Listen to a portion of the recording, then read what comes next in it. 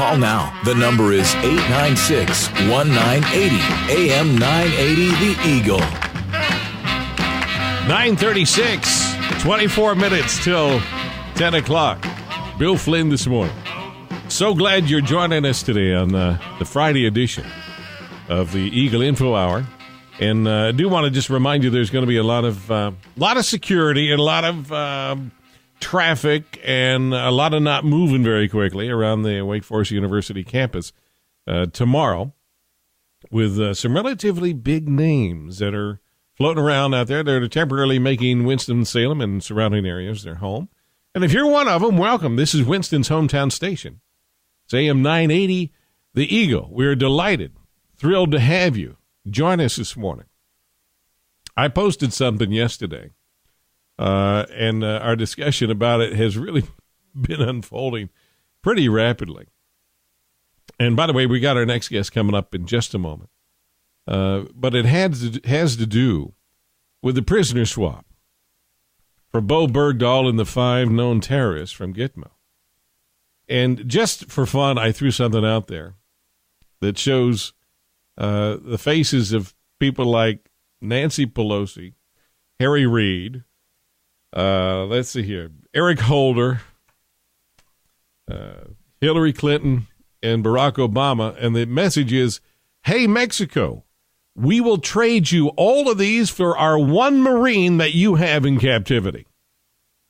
And it's amazing how many people want to share that idea. There are a few that are not excited about it. I want to welcome Brenda Lenard to the station. Good morning, Brenda Lenard. Good morning. How are you? I am so great, and I'm so thrilled that we have a chance to talk on the radio this morning. Absolutely, absolutely. And I was listening to the headline this morning about Bergdal, and I tell you, I'm just wondering, have we reached the point of insanity in Washington D.C.? Have we reached the point to where we continue to just do release terrorists that we know have a past criminal record for one prisoner? I can't even believe that this is even happening in America. You know, the word that comes to mind for this kind of malfeasance is reprehensible to me. It is just beyond the pale. But I think the important thing here is there are people out there that want to do something about it. You, as a United States Senate candidate over in Tennessee? Absolutely. Talk to me about where the race is, what led you into it, and give me a quick rundown of the dynamic. And if you would, make sure that phone is real close to your mouth because I'm getting a little bit of breakup on your phone this morning. Okay, absolutely. Well, long story short, I grew up in the projects of Atlanta, Georgia. And after I completed my master's at Kennesaw State University, I moved to Tennessee specifically to complete my PhD at the University of Tennessee. And I wanted to teach American government at the university level after I finished my PhD, because I felt that there was a complete void with the next generation, just even understanding how this country was founded, the principles that it was founded upon, and what made America an exceptional nation. You got the Amen choir humming in my brain so loud I can hardly hear you. Okay. Keep on going. It's wonderful, and it's so observant and spot on that you see this and want to react to it. But keep on going. Okay, and what happened was, as I was working on my PhD, I was so concerned and so bothered about what was happening in our federal government that I started getting more and more involved politically, attending the rallies, attending different events. But then I started asking, who is going to do something about what's happening in Washington, D.C.? And then that message changed from, don't look for someone to be the solution, Brenda, you be the solution. And as I started looking back at my life, I asked, Brenda, how did you get from the project to a PhD? What steps did you make? What steps did you take? And as I started looking at what is happening in Washington, D.C., I realized the opportunities for all Americans are starting to dissipate right in front of our eyes. And Brenda, it is so utterly key. I mean, you are such a great example of the opportunity that is America when allowed to be America, and the idea that you can go in this. Try doing what you did in India. Try doing what you did in almost anywhere else on the planet, with narrow exceptions, and it's just not possible. It's not only is it not possible, it's not even heard of. When you go to the Tennessee Secretary of State's website right now, and you see the name Brenda Lenard alongside one of the wealthiest, most powerful senators in Congress, before you cast any votes, I have already won. You know why? Because I wasn't even supposed to get this far. I wasn't even supposed to get there. So America does work. And me running for the United States Senate is a testament that America works. It is a witness that America is still an exceptional country. I have equal opportunity.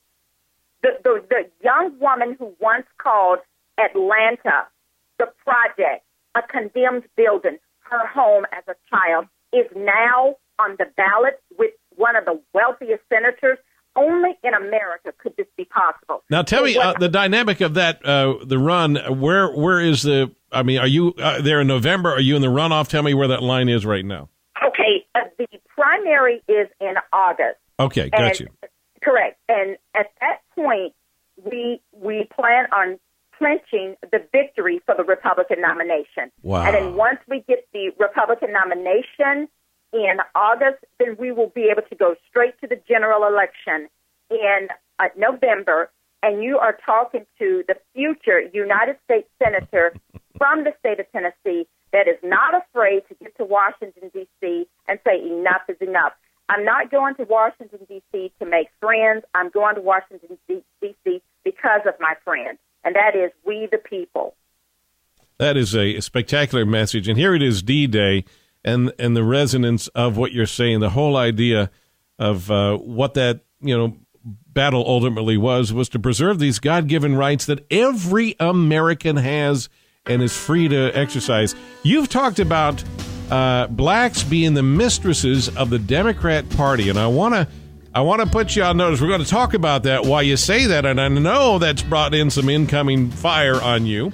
We're going to talk about that and much more on the way with the amazing Brenda Lenard, United States Senate candidate for the state of Tennessee. In August, she could be carrying that banner into the general election. How incredible that is. Call now. The number is 896-1980. AM 980, The Eagle.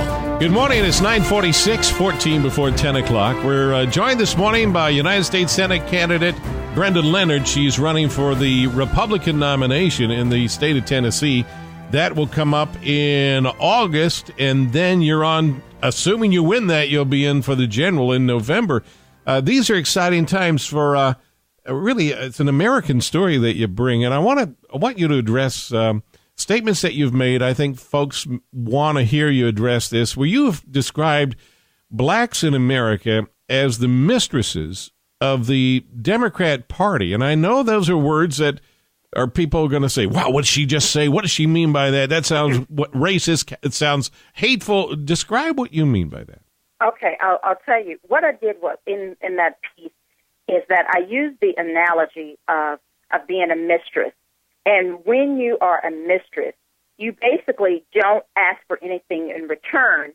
And basically you are treated as a person that is not that does not receive the full benefits of a spouse, of a wife. And when I put that piece out, the Democratic Party, the many black Americans vote Democrat, regardless of how liberal, how progressive, and how anti-Christian and how anti-American many of those policies are. Thank you for saying that. It's so important. Right now, by the way, there are a lot of folks in town here in Winston-Salem. Maya Angelou is her memorial service is this weekend at Wake Forest University. I know Oprah's in town and many, many dignitaries and celebrities. And I think it's so important to hear again the power of what you just said, that, many blacks, I've heard blacks use the term enslaved by the Democrat Party. It's true. It's heartbreaking, and it's sickening, and it's disastrous, yet it seems unending unless we do something. Go ahead. And we are. And the thing about it is that when Democrats are running for office, there is an assumption that we have the black vote. And many times that is true. And they don't have to work for it. They don't have to earn it. It's just given to them. And that's what I gave the analogy of, are you the mistress? Meaning the suitor doesn't have to work for it, doesn't have to try to earn it. It's just given. And I think that what is happening now, and what my experience has been, is that slowly I'm able to get many black Americans to rethink many of their positions. And you know what, Bill, we are in a very unique time in modern history.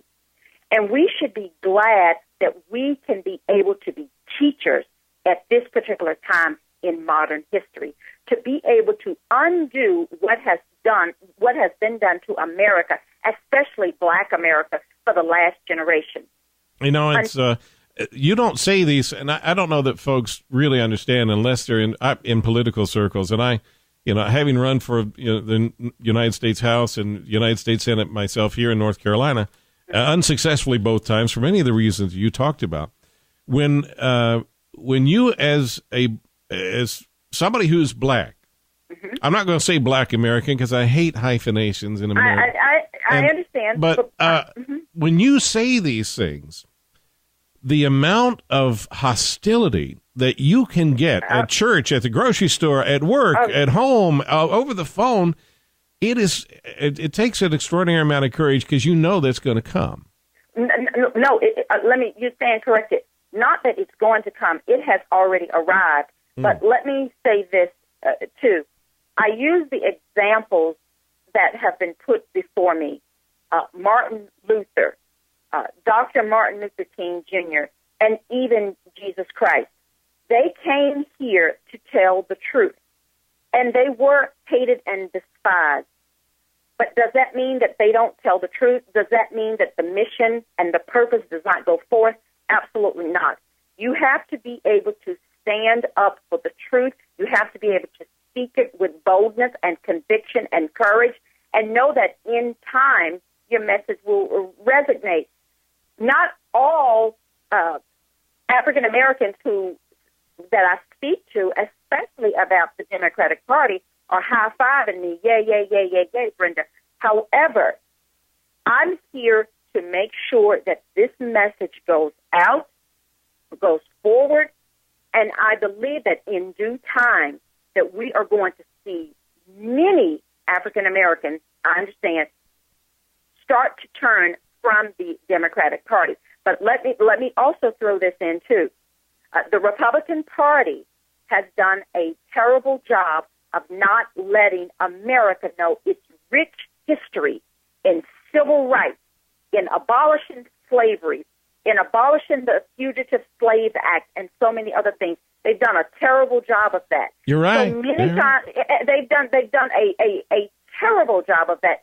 So what has to happen is the Republican Party needs to now not allow the Democrats to use social construction to define who they are. That's right. That's exactly right. The Republicans stand around and watch the Democrats take every bit of food out of the refrigerator, and they say, well, that's okay.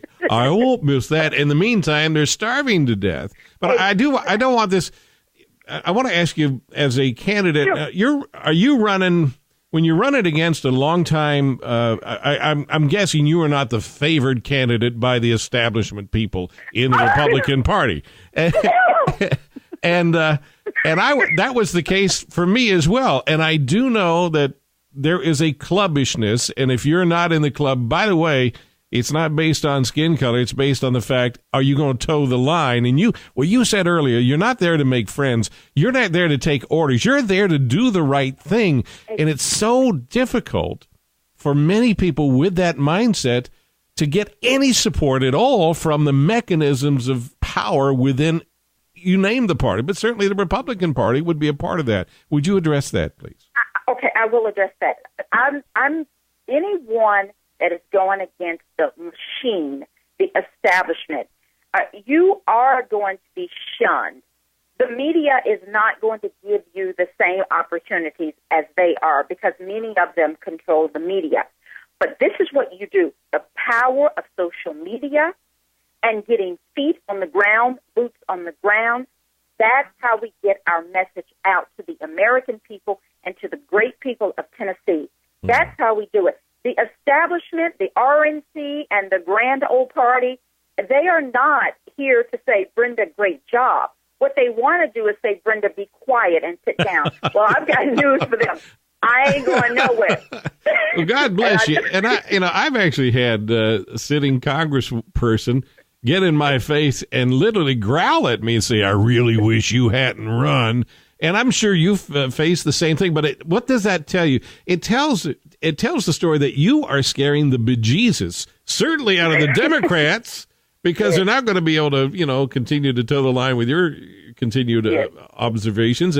But it also scares that power center of, that ultimately has to be interrupted, in my view, in order for us to regain the republic we're designed to be. And it's so important that you're running. Hey, I want to make sure folks can, if they want to find out more about you, would like to support your candidacy, Brenda Lenard, what do they do? Okay, great. They can go to my website, which is www.BrendaLenard, Lenard, BrendaLenard.com. And there's so many ways that they can get involved with the campaign, including click the donate button, please. They can follow me on Twitter. They can like me on Facebook. And, hey, send me a message through my website, and someone will be sure to respond to any comments or questions. I just, when we had a gentleman who was running in the United States Senate race here in North Carolina, his name was Mark Harris, and I was supporting him after I withdrew from the race. And I used the term, I'm so proud of you, Mark. I'm just proud of you for doing this. And that same echo of passion that you bring, I'm just proud to know there are people out there that are carrying this banner. People want to say the Republicans, well, they, the founders, they were slave owners. Listen, the deal here is not, the extraordinary thing wasn't that we owned slaves, as sad as that was. It was 150 years in existence before our country. The stunning thing is the key to that liberation in government and in the society is within the founding documents that were endowed by our Creator. You are Brenda. I am young Alex, even though he's young. He is too. And it's so important for you to grasp those things and to make them in terms of people understand. So thank you for doing that. Oh, thank you so much. And, I encourage everyone to please check me out on my website. Go to my social media site. And God bless America and God bless Tennessee. And Bill, God bless you too. Okay? Well, he has. I'm going to correct you. You're staying corrected. It's already happened. It's already come. But listen, Brent, it's Lenard. Brenda Lenard. Yes. BrendaLenard.com. All right, back on that campaign trail. Don't lose any time today. The fight is on. Bye-bye. Have a great weekend.